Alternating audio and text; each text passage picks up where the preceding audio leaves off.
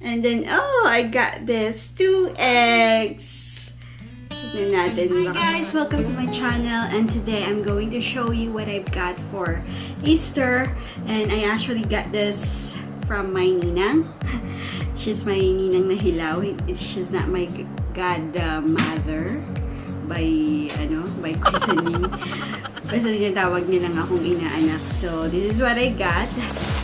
Itong bunch of Easter goods. I'm going to show you one by one.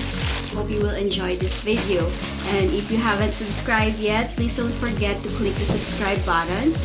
And please also give me a comment down below if you like this video. Alright, so let's start with one. Oh, this is a chocolate, bunch of chocolate pang diabetic. And then I got this lemon chip cookie. Yan!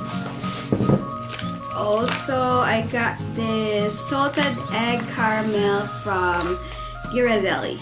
Ewan ko kung tama yung pronunciation. Also, Hershey's cookies and cream. Favorite ko yan.